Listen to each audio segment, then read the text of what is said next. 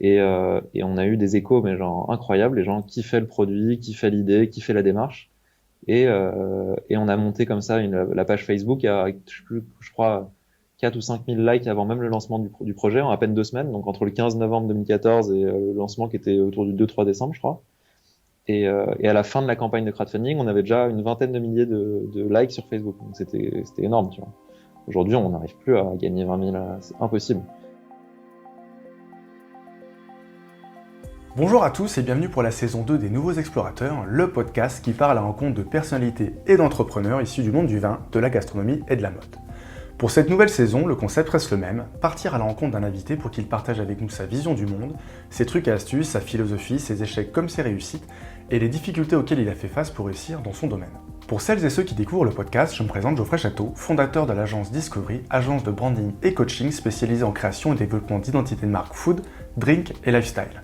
Si vous souhaitez me contacter, je vous invite à le faire sur bonjour@agencediscovery.fr, sur mon profil LinkedIn ou sur le site internet agencediscovery.fr. Pour ce nouvel épisode, je reçois Nicolas Langlois-Destinto, cofondateur et directeur général de la marque de vêtements éco-responsable Pérouse, qu'il a fondée en 2014 avec 2 amis. Dans cet épisode, Nicolas échange avec nous sur la naissance de la marque au Pérou, les débuts du projet, l'erreur qui aurait pu tout arrêter, les attentes des nouveaux consommateurs, sa stratégie sur les réseaux sociaux et les conseils qu'il peut donner à toutes celles et ceux qui souhaitent se lancer dans l'aventure entrepreneuriale.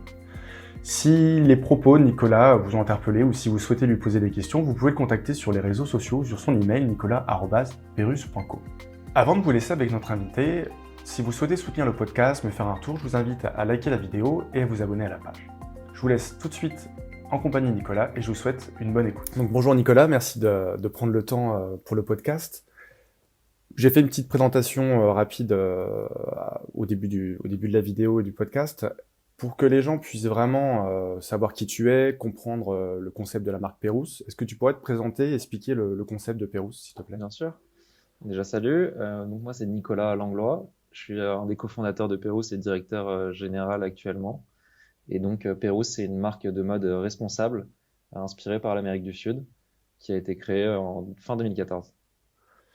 Et j'ai lu sur le web un petit peu votre histoire, tout ça.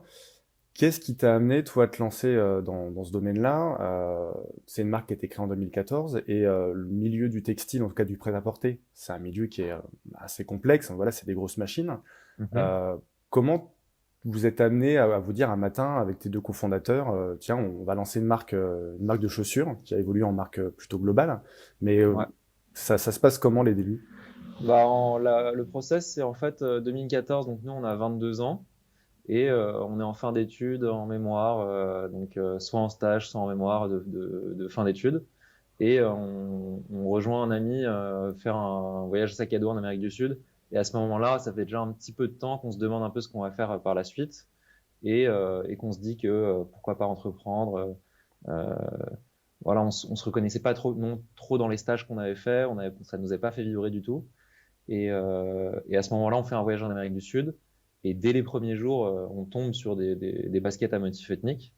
Et, euh, et en fait, je sais pas, c'est un peu un genre de déclic où on se dit trop stylé ce produit, on n'en a pas vu en Europe, et on commence à les acheter et à pendant tout le voyage dire non mais il faut qu'on fasse une marque là-dessus. Et on commençait à faire limite un business plan. En plus, il y a plein de bus qui durent 10-12 heures dans ces voyages-là. Et donc on parlait pendant des heures de comment on allait monter cette marque-là. Et donc le voyage a duré 6 semaines. Ensuite, on a parlé quasiment que de ça. Et, euh, et dès qu'on est rentré, on s'est posé à trois et on a fait l'ébauche d'un business plan, contacté une asso, contacté des fournisseurs et c'était parti, quoi. Et entre le moment où il y a eu cette idée, qui était pendant le voyage sac à dos, et la réalisation, qui était le lancement du crowdfunding, il y a eu à peine 4 mois. Donc le voyage était en juillet-août. On a commencé à travailler sur le BP en septembre. On est retourné faire des prototypes en octobre jusqu'à début novembre. On a lancé le crowdfunding début décembre avec juste des photos de nos premiers prototypes. Et en un mois, on vend 2000 paires, donc plus de 100 000 euros de précommande, ce qui fait que l'aventure était lancée.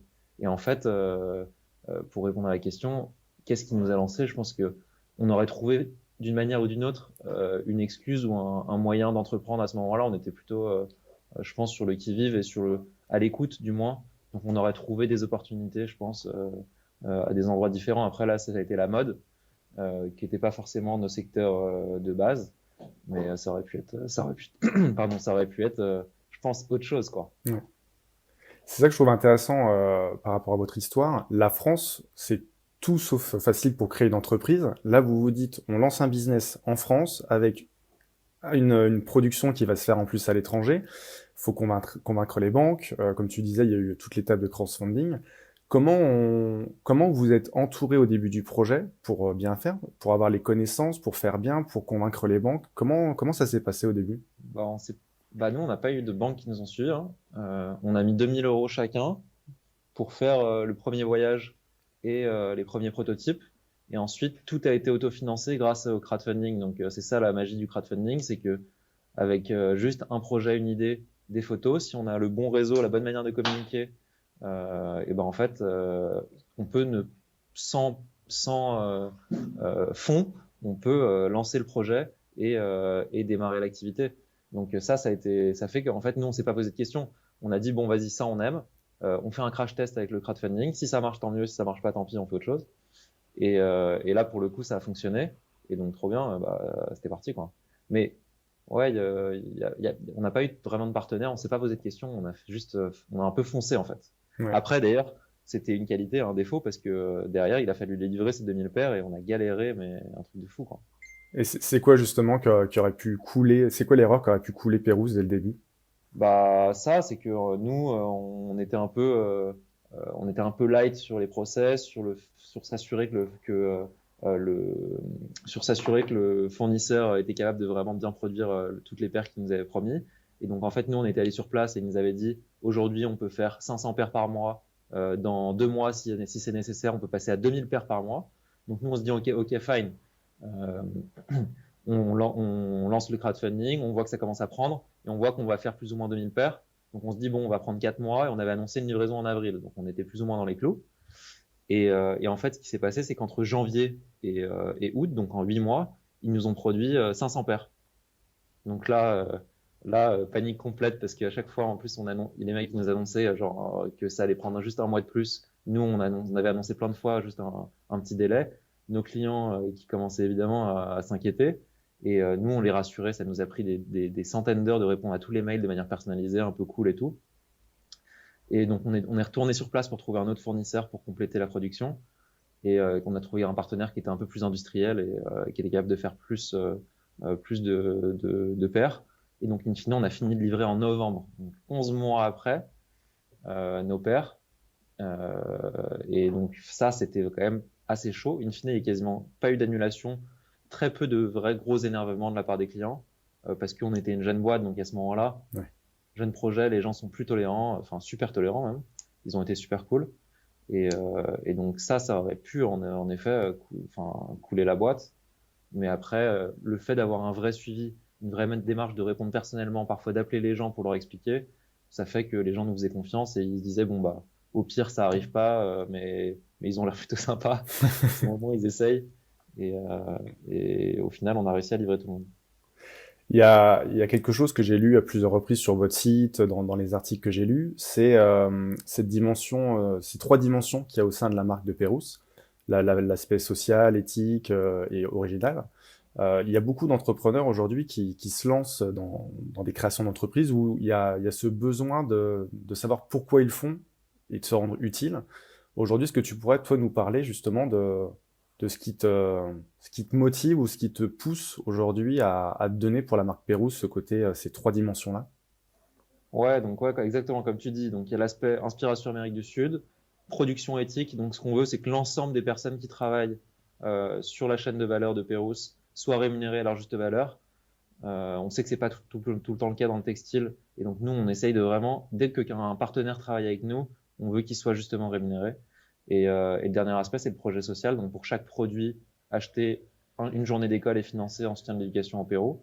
Et en fait, nous, un peu l'objectif, c'est de faire les choses bien, avoir un produit qui nous plaît, et vraiment que non seulement tout le monde qui travaille sur le projet soit ait son fair share, sa juste répartition et son juste retour pour son travail, et que en plus de ça, on ait un bonus qui redistribue et qui aide des populations qui sont dans le besoin. Et en fait, c'est vraiment ça la vision, c'est que non seulement on a du respect pour tous les gens qui travaillent sur Pérouse, mais qu'en plus on arrive un peu à aller extra mile et faire ce petit truc en plus qui est le projet social. Et ça nous tient à cœur et c'est un peu la source de fierté. Tu vois, si demain Pérouse venait à s'arrêter, qu'est-ce qui resterait un peu de notre action, à part le fait d'avoir lancé une boîte, d'avoir entrepris, etc. C'est le fait qu'on a quand même aidé une asso pendant longtemps et qu'on a réussi à avoir un vrai impact positif. Pour moi, c'est un peu le seul truc qui restera si demain Pérouse s'arrêtait. Tu parles d'impact positif. Ce que je trouve intéressant, c'est aussi les nouvelles attentes des consommateurs. Pour toi, l'avenir du prêt-à-porter, tu parles d'engagement social, d'engagement au niveau des conditions de travail. Pour toi, c'est quoi aujourd'hui les attentes des nouveaux consommateurs, en tout cas de votre cible? Bah, les attentes, elles sont diverses et parfois elles sont contradictoires. Mais en tout cas, moi, ce que je ressens et que je dis souvent, c'est que je ressens que les consommateurs font beaucoup plus attention à ce qu'ils achètent, s'informent plus, demandent plus des marques, ce qui est vraiment bien, et qu'en fait, ils ont compris il y a un vrai pouvoir sur la manière d'acheter, et, euh, et donc vraiment, ils choisissent leur marque en fonction de ce que la marque représente, ce que la marque défend comme idée, ce que la marque aide comme projet. Et ça, on le ressent vraiment. Alors après, il y a l'injonction contradictoire, c'est qu'il y a aussi, tu vois, un développement de la fast fashion pour des raisons de prix, pour des raisons de prix d'achat et puis de style et d'accessibilité, quoi. Et donc en fait, il y a un peu ces deux choses-là sur lesquelles on joue. Même moi, je vois, j'ai beau avoir une marque de mode responsable, ça m'arrive de consommer sur Amazon, voire AliExpress. Hein, j'en ai honte, mais ça m'est déjà arrivé. Et le truc, c'est qu'il y a, mais d'un autre côté, en étant en plus dans cette industrie-là, j'essaie vraiment de participer à des crowdfunding de jeunes marques, aider ou consommer chez des marques de mode responsable. Mais c'est une transition qui se fait progressivement et on ne peut pas tout faire d'un coup. Euh, mais en effet, on ressent ce changement-là et cet intérêt pour le consommateur. Et donc après, c'est quoi la phase suivante? La phase suivante, c'est que pour moi, ça passe par énormément de transparence de la part des marques et on le voit se développer. C'est un peu donner l'impact carbone et faire des études d'analyse de cycle de vie de tes produits. C'est vraiment montrer l'envers du décor. Pourquoi pas donner tes fournisseurs, les salaires qui sont donnés, ce genre d'informations-là qui sont assez précises. Ça, nous, on essaye de le faire, mais en fait, il y a toujours mieux à faire, mais on essaye de le faire dans la mesure du possible. Et donc, ouais, cette transparence-là, en fait, ça sert à quoi? Ça sert à prouver ce qu'on dit. Donc, quand on dit qu'on est responsable ou quand on dit qu'on essaye d'avoir une juste répartition, bah, il faut derrière, bah, c'est pas juste le dire et en fait, d'un coup de baguette magique, c'est le cas. Il faut pouvoir le prouver et le montrer. Et ça, c'est la meilleure alternative au greenwashing. Et c'est ce qui est le plus dur pour les grandes marques, c'est qu'elles, elles doivent changer tellement de choses avant d'être parfaites un peu à tout niveau, alors que nous, en tant que petite marque, on est beaucoup plus maniable et on peut beaucoup plus changer nos pratiques très rapidement. Donc ça, c'est un peu l'avantage qu'on a sur ces grandes marques. C'est ça que je me demandais, vous avez un point qui est hyper complexe au niveau de votre production, c'est que d'un côté, il y a toute la démarche sociale par rapport aux emplois que vous créez. Alors, je crois que c'est de ce que j'ai lu, 35 emplois Ouais, en moyenne, c'est une en moyenne, trentaine, 30, quarantaine depuis quelques années. Ouais. avec des salaires quasiment x2 par rapport au niveau classique. Minimum, ouais. Ouais. Ouais. Donc ça, hyper intéressant. Et comment, par rapport aux attentes des consommateurs, cette dimension justement produire local, produire français, et en même temps votre concept qui repose justement sur la dimension d'un pays qui est le Pérou, c'est assez complexe. Donc comment aujourd'hui vous arrivez à jongler avec tous ces éléments? Bah, c'est tout le paradoxe. Et un des premiers qui en parlait très bien, c'était Veja, qui expliquait que bah, toute leur démarche environnementale euh, et leur engagement, euh, donc ils racontaient le côté positif et ils parlaient de leurs limites en disant bah, que eux, déjà, la basket, c'est un produit de surconsommation de base et qu'en plus, ils le font venir du Brésil. Donc, ils donnaient un peu ces limites-là. Nous, on a un peu le même sujet sur lequel on est en train justement de beaucoup réfléchir et de beaucoup travailler.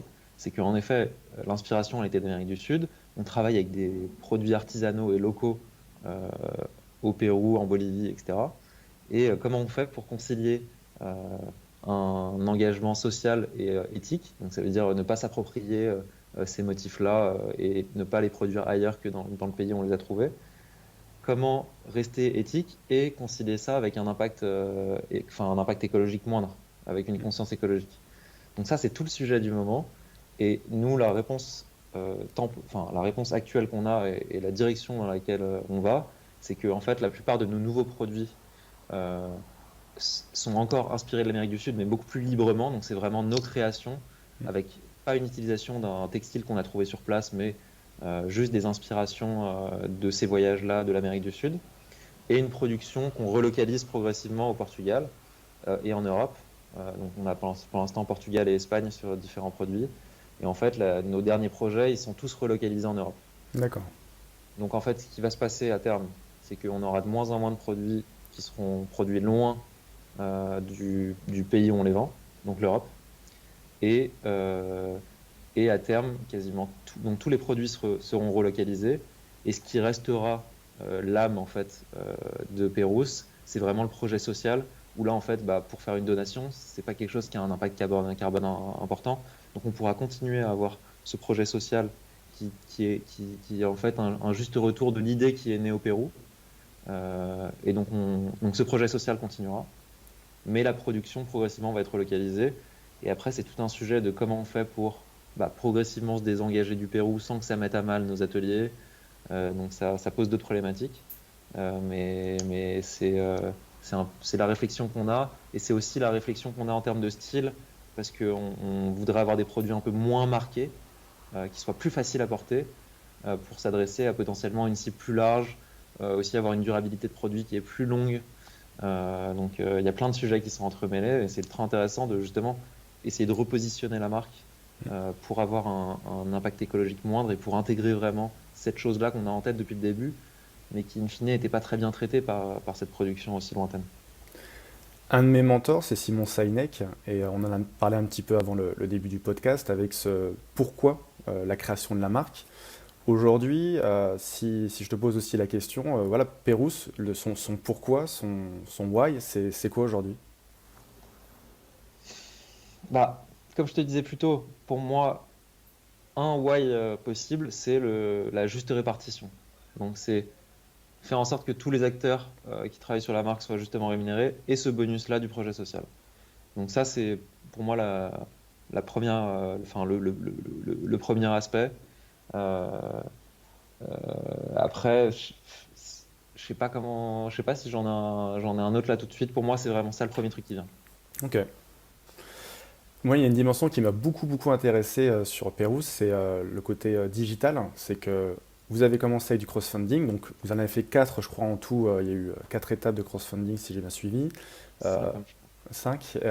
Vous êtes grosse communication en tout cas sur Instagram, sur Facebook, avec j'ai lu deux stratégies, en tout cas deux façons de communiquer un petit peu différentes. J'ai beaucoup d'entrepreneurs qui me disent c'est une vraie galère les réseaux sociaux, ça demande du temps, on sait pas quoi dire. Vous, votre business est quasiment concentré que là-dessus, hormis la boutique que vous avez en Mm. physique. Est-ce que tu pourrais nous expliquer un petit peu comment vous avez appréhendé les réseaux sociaux, comment vous les faites évoluer, quelle est votre stratégie dans les grandes lignes par rapport à ça? Cette forte dépendance aux sociaux, c'est à la fois une grande force et une faiblesse. Mais donc, ouais, nous, dès le début, on a beaucoup utilisé les réseaux sociaux. En fait, ce qu'on a fait, qui était un genre de hack à l'époque et qui fonctionne plus aujourd'hui, c'est qu'avant même le lancement du projet, on a présenté notre idée et notre projet avec quelques photos sur plein de groupes d'expatriés, par exemple, et plein de groupes sur Facebook. Et à l'époque, les groupes avaient un très bon reach organique, Mm. et donc il n'y avait pas besoin de payer pour ça. Et on a eu des échos, mais genre incroyables. Les gens kiffaient le produit, kiffaient l'idée, kiffaient la démarche. Et on a monté comme ça la page Facebook à, je crois, 4 ou 5 000 likes avant même le lancement du projet, en à peine 2 semaines, donc entre le 15 novembre 2014 et le lancement qui était autour du 2-3 décembre, je crois. Et à la fin de la campagne de crowdfunding, on avait déjà une vingtaine de milliers de likes sur Facebook. Donc c'était énorme, tu vois. Aujourd'hui, on n'arrive plus à gagner 20 000, c'est impossible. Et donc ça, c'était notre première utilisation des réseaux. On a commencé aussi à faire un peu de publicité à ce moment-là. Et à ce moment-là, il faut le dire, c'est qu'il y avait beaucoup moins de concurrence. C'était un peu l'âge d'or, quoi. Il y avait beaucoup moins de concurrence sur la publicité en ligne. Moi, j'avais beaucoup appris ça. C'est un peu mon rôle au sein de Perros. Euh, on avait une distinction avec mes associés. Donc, moi, j'étais beaucoup sur le marketing en ligne. Et donc, j'ai appris à ce moment-là. Et à l'époque, en faisant deux, trois trucs un peu bien, normaux, on avait des taux de retour qui étaient extraordinaires. Et ça fonctionnait super bien, quoi. Aujourd'hui, il y a quasiment tout le monde est dessus. Donc, il y a une vraie concurrence et c'est beaucoup plus dur qu'avant. Mais nous, ça reste un de nos médiums principaux d'acquisition. Et, euh, et je le dis, enfin, en gros, sans Facebook et Instagram, nous, on n'existerait pas, je pense. Mais aujourd'hui, ils nous ponctionnent une énorme partie de notre marge parce que notre efficacité est moindre et parce qu'il y a plus de concurrence. Et donc, nous, c'est tout notre défi aujourd'hui de trouver des nouveaux relais de croissance, de trouver des nouvelles manières d'acquérir des clients ou de les garder loyaux. C'est un vrai défi pour nous. C'est comment on sort de cette dépendance à Facebook et Instagram. Et c'est un vrai sujet pour l'ensemble des DNVB d'ailleurs. Et ça, je trouve ça hyper intéressant, c'est qu'on en vient à se concentrer de focus sur le consommateur. Aujourd'hui, et comment vous arrivez justement à créer cette fidélité ou cet engagement à la marque?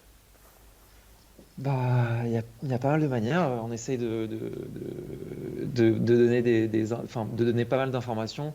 Tu vois, nous, sur notre manière de communiquer, sur notre calendrier de publication aujourd'hui, on présente des régions au Pérou sur le tourisme.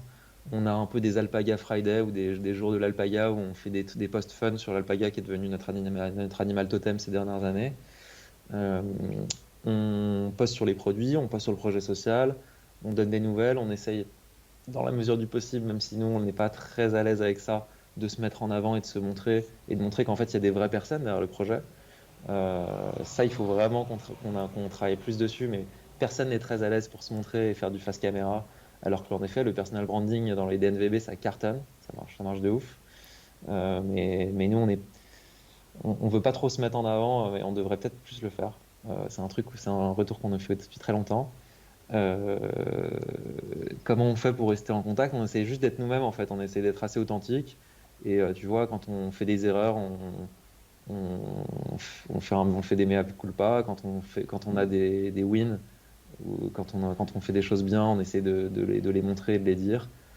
Tu vois, on essaie de célébrer quand on passe, je sais pas moi, X centaines d'enfants qui ont été scolarisés, ou tous les X années, on fait une infographie sur ce qu'on a réalisé. Voilà, en fait, on essaie d'être un peu simple et ce qu'on, on espère que quand les gens voient comment on communique, ils sentent que, tu vois, il y a une bonne énergie dans la boîte et que limite, ils ont envie un peu de faire partie de la bande, quoi. Il y a un autre point qui je trouvais hyper intéressant et complexe en même temps, c'est vente dans le prêt-à-porter en ligne. Mm. J'ai vu que vous aviez en plus, vous mettiez une double complexité, c'est que vous faites des précommandes en disant on ne produit que l'essentiel, on évite de faire du stock et de jeter. Aujourd'hui, comment vous répondez à cette complexité de dire aux gens, bah, venez découvrir la marque, vous pouvez venir à Paris, mais sinon il faut acheter en ligne, et en plus de ça, faut attendre pour recevoir votre produit. Bah, dans tous les cas, le consommateur, il prend pas beaucoup de risques parce que si jamais le produit lui plaît pas, il peut le renvoyer gratuitement. Ça, c'est plutôt tranquille. Si jamais, même s'il change d'avis en cours de la précommande, il peut annuler très facilement. Enfin, il porte jamais le risque, quoi. Je veux dire, Mm. si jamais le produit lui plaît pas, ça va lui coûter zéro. Donc ça, déjà, c'est un des premiers aspects. C'est de limiter au maximum la friction avec des livraisons gratuites à partir d'un certain montant et des retours gratuits. Et sinon, là, sur l'aspect précommande, en effet, nous, on a énormément de lancements en précommande. On fait à peu près 30 à 40% de notre chiffre d'affaires en précommande, je dirais, en estimation. Et en fait, pourquoi les gens ont intérêt à participer en précommande, c'est qu'ils ont un tarif plus intéressant. Nous, on fait des soldes inversés, en fait. Au lieu de faire des soldes sur les fins de stock, et donc les gens vont acheter des trucs qu'ils aiment pas, nous, on fait des soldes en début de vie du produit, ce qui fait qu'on arrive à exactement prévoir combien on doit produire, ce qui fait qu'on n'a jamais de sur stock. Ouais. Donc pour nous, c'est un deal qui est gagnant, gagnant, gagnant pour tout le monde, pour le consommateur, nous et la planète.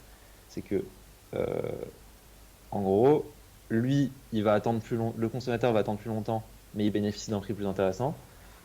Nous, on va avoir un BFR qui est enfin, on va recevoir de l'argent plus tôt, ce qui fait que ça nous arrange dans notre gestion de trésorerie par rapport quand on produit en amont et qu'on doit qu'on va vendre genre 6-8 mois, un an après.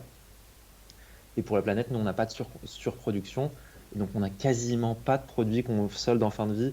Je crois que nous, on doit vendre en solde en fin de vie du produit, je veux dire, peut-être, je sais pas, 5-6% de nos produits. Donc, c'est vraiment une immense. Enfin, c'est minoritaire comparé à certaines marques qui vont vendre plus de la moitié, 60%, entre 40 et 60% en solde, quoi. Mm.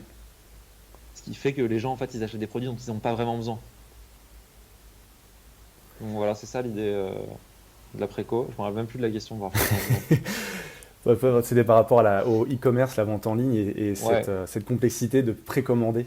ouais. Et après, bah, du coup, les gens, ils nous ont fait confiance au fur et à mesure. Aujourd'hui, il y a une grande majorité, enfin, pas une grande majorité, mais autour de 25 à 30% de nos ventes sont faites par des clients fidèles, donc des deuxième, troisième commandes. Euh, et donc, c'est des gens qui nous font confiance et qui savent que bah, si ça se passe bien, tant mieux, ils pourront garder le produit. Si ça se passe mal, que c'est juste un problème de taille, ils pourront échanger sans problème.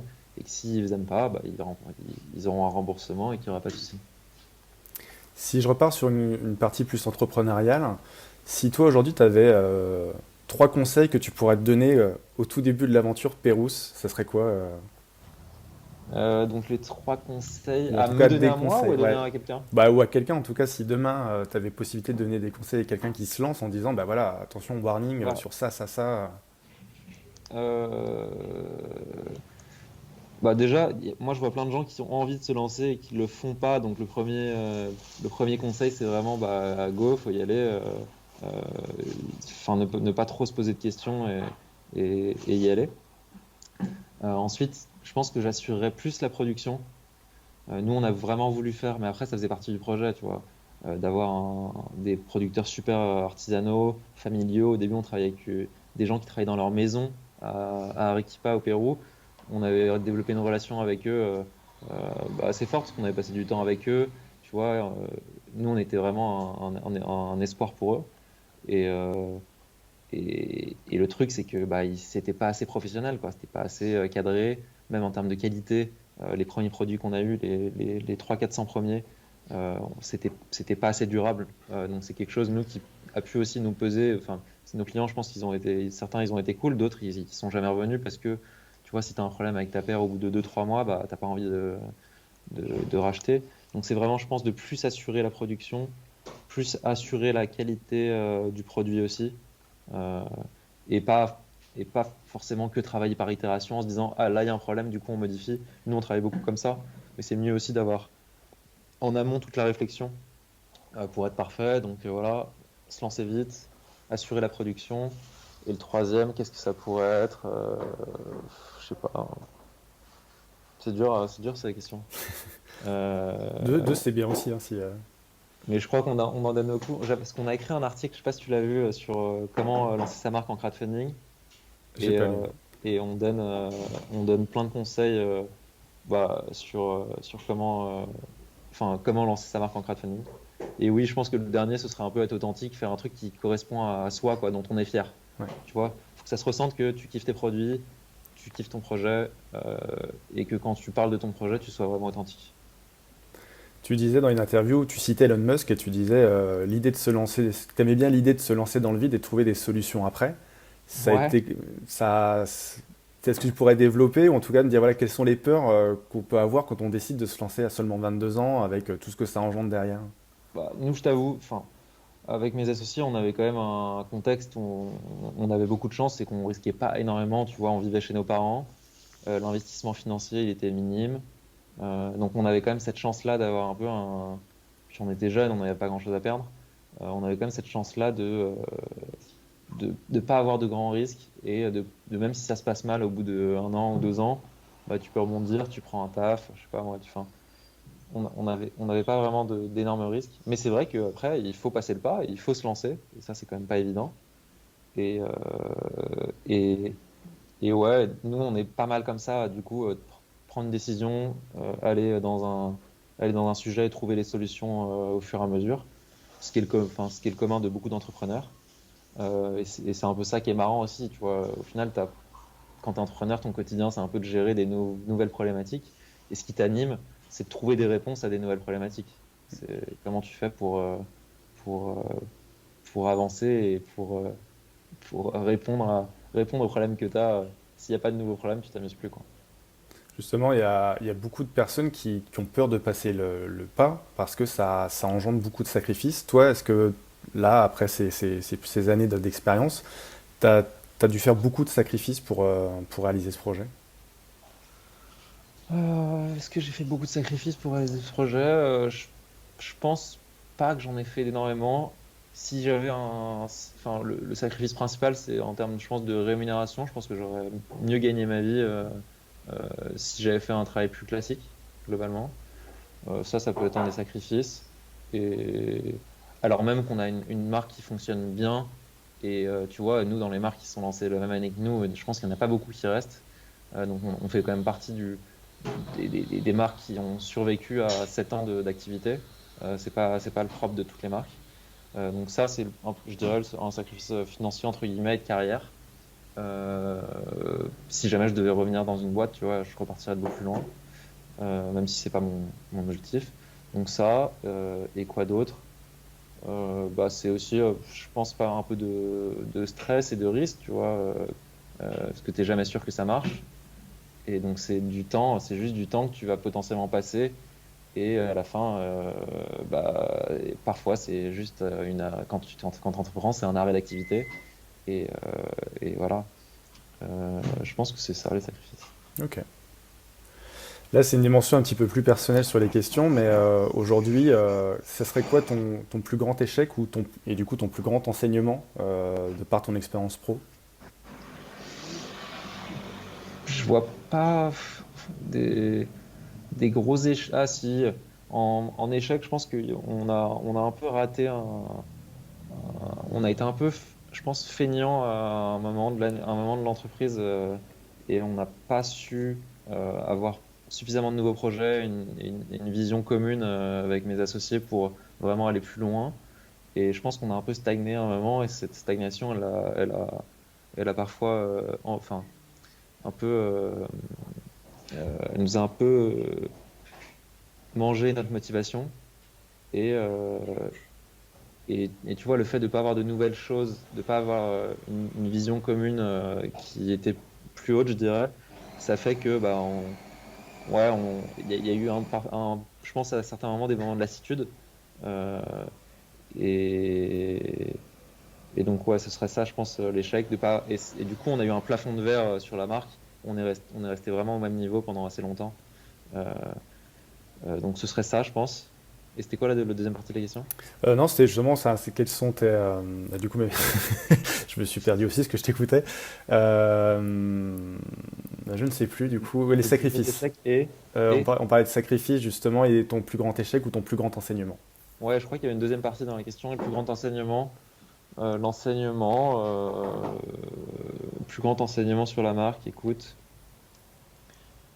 franchement, si c'est que en fait, il faut, enfin, en étant entrepreneur, il faut vraiment avoir une flexibilité et être capable d'être travailler en réaction très souvent, être capable de se remobiliser aussi, être capable de se remotiver parce que bah, c'est pas du tout une ligne droite. Tu as des hauts et des bas de motivation qui sont importants. Donc c'est vraiment cette capacité à toujours rester curieux et garder de l'intérêt pour des nouveaux sujets euh, et des nouvelles activités. Et, euh, et en fait, réinventer en fait, son rôle, tu vois. Mm. Parce que si tu gardes le même rôle, si tu gardes le même rôle, tu t'évolues pas assez. Et c'est vraiment en fait euh, trouver des nouveaux aspects de son métier et redécouvrir des nouveaux métiers presque pour continuer à se développer, continuer à s'amuser au sein de la boîte. Et justement, c'est quoi le succès ou la réussite pour toi aujourd'hui en tant qu'entrepreneur? Moi, moi c'est vachement lié à l'équilibre de vie et le fait d'avoir des passions à côté. Euh, le fait que tu vois le travail soit important, mais que ce soit pas du tout l'unique truc dans ta vie.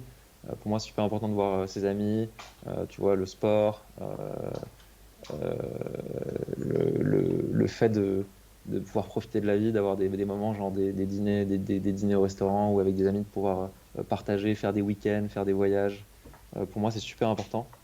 Et, euh, et donc, en gros, c'est pouvoir concilier ça avec une réussite minimum, mais qui soit pas non plus. En gros, à partir du moment où ça fonctionne bien et que tout le monde gagne bien sa vie au sein de la boîte, bah, pour moi, ça suffit. T'es pas obligé d'aller vraiment chercher absolument la croissance pour la croissance. Le but, c'est en effet avoir des nouveaux projets et une nouvelle dynamique et enfin toujours des nouvelles choses à apprendre, mais pas forcément aller plus haut pour aller plus haut, quoi. Ouais. C'est avoir quelque chose qui permette à tout le monde de vivre, d'une part, et un équilibre de vie et pouvoir profiter de la vie en même temps, d'autre part. Tu parles justement de ce juste milieu. Il y a des moments dans la vie d'un entrepreneur où c'est montagne russe. Est-ce que tu as déjà eu envie de tout lâcher, où tu t'es dit, ça là, ça me saoule, j'en peux plus Ouais, ouais, c'est clair. Ouais, c'est clair. et tu Euh, te remotives comment? Parce que la question d'après, c'est ça, c'est du coup comment on se remotive pour garder le cap et se dire, Bah, il y a différents sujets. Je pense un des aspects, c'est déjà le fait de se dire, on a construit tout ça. Bah, en fait, c'est pas possible de quitter le navire d'un coup. Donc déjà, il y a l'impossibilité d'une part, mais ça, c'est pas ça qui remotive. Ça, c'est ce qui fait que, bah, en fait, on n'a pas le choix. Euh, il y a bah, le fait de prendre du recul et d'observer en fait tout ce qu'on a réalisé, parce que parfois, quand on est la tête dans le guidon, on se rend pas compte que bah, il y a tout le travail, enfin, tout le travail qui a été réalisé, et à quel point au final il y a des choses positives aussi euh, en termes d'impact, en termes de nombre de ventes, en termes de réussite. Donc prendre ce recul-là pour se dire, pour apprécier en fait ce qu'on a réalisé jusqu'à maintenant et se dire bon ok, à partir de là, comment on fait pour faire encore mieux et comment on fait pour, euh, pour avoir un nouveau kiff. Euh, donc en général, dans ces cas-là, ouais, c'est une prise de recul, essayer de voir le passé, essayer de visualiser le futur et de se dire, bon, ok, qu'est-ce que je veux et comment j'y arrive. ok. Là, c'est des questions un peu plus personnelles que je pose sur la fin du podcast, mais ça serait quoi la chose dans laquelle tu crois et que les autres voient un peu comme une folie? Euh, je- c'est une bonne question, j'avoue, c'est dur à... Qu'est-ce que je crois que les gens voient comme une folie? Euh, Bah, c'est peut-être cet aspect justement d'équilibre de vie. D'équilibre de vie. Je pense que les gens envisagent une réussite professionnelle par vraiment beaucoup de travail. Et moi, pour moi, la réussite professionnelle, ça passe par ce vrai équilibre-là. Et je pense qu'il y a beaucoup de gens qui le voient comme une folie. S'il y avait un compte, comme vous êtes une marque vraiment digitale, s'il y avait un compte Instagram que tu suis, hors prêt-à-porter, hein, mais ça serait lequel? Et pourquoi tu le recommandes?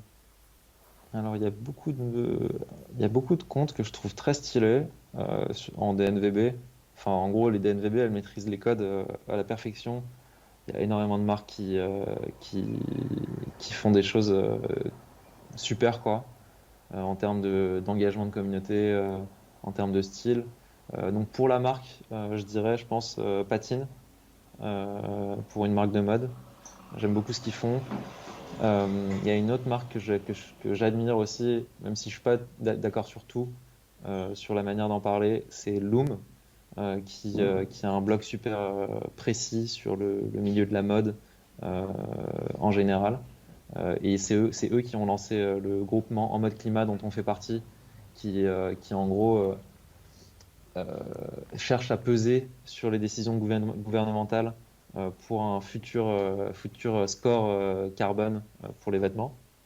Euh, En gros, juste pour faire une mini parenthèse, c'est que le postulat de base, c'est qu'il y a une prime au vice aujourd'hui pour les grandes marques de fast fashion qui produisent à très bas prix au détriment des personnes qui travaillent sur les produits.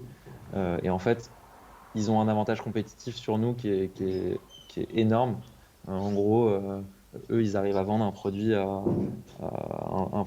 t-shirt en coton bio, par exemple, à 5 euros, là où nous, on l'achète le double et avec nos coûts, on va devoir le vendre à 35. Et, euh, et donc, ouais, en mode climat, ça répond à ça pour faire une pression pour limite pour qu'il y ait des taxes sur ces vêtements qui sont importés. Ok.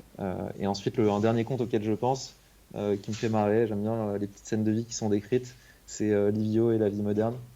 Et c'est des petites BD. Je trouve qu'ils captent bien des moments de vie. Euh, et c'est un conte que je suis qui me fait bien marrer.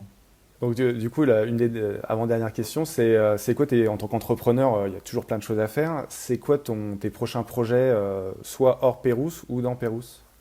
Mes prochains projets dans Pérouse, bah, on a énormément d'idées pour des produits. Donc là, on recrute pas mal de nouvelles personnes parce que la situation évolue pas mal en interne. En gros, pour faire très rapide, on était 3 associés à la base et donc on était plus que 2 depuis l'année dernière. Et là, à la fin de l'année, je serai le dernier associé fondateur qui restera dans l'équipe. Donc j'essaye de m'entourer. C'est un nouveau projet pour moi, c'est de vraiment accentuer ce côté management et trouver des nouvelles personnes qui pourront m'accompagner dans le développement de Pérouse. Donc ça, c'est une nouvelle activité que je trouve très, très intéressante, très marrante. Ça, c'est le premier aspect. Des nouveaux produits en termes de positionnement, un truc un peu plus mode. Et à titre perso, je me suis mis au golf l'année dernière, euh, juste après le confinement de novembre. Enfin, j'avais commencé juste avant. Et donc voilà, me développer dans cette activité-là qui me fait vraiment kiffer. Et, euh, et j'adore, enfin, je prends un plaisir de ouf à jouer et à progresser. Et donc voilà, progresser dans cette activité-là. Et la dernière question, le mot de la fin, si tu avais quelque chose à ajouter. Bah écoute, merci à toi pour cette interview. C'était super documenté, je trouvais ça. Enfin, c'est rare d'avoir des personnes qui préparent autant, je trouve, l'interview. Je pense que tu avais lu ou vu pas mal de choses et les questions étaient super précises et pertinentes. Donc merci d'avoir autant préparé ça. Et sinon, bah écoutez, n'hésitez pas si ce que j'ai dit vous a fait penser à des choses, n'hésitez pas à m'envoyer, je sais pas, Si les un gens veulent te mail. contacter Un justement, mail, ouais. Donc mon mail c'est nicolas@perus.co. Euh, je suis ouvert à toute suggestion ou remarque sur ce que j'ai dit. Et voilà, vous pouvez retrouver notre site, donc c'est perus.co. On est sur les réseaux sociaux, Facebook, Insta. Et voilà, merci beaucoup. merci à toi.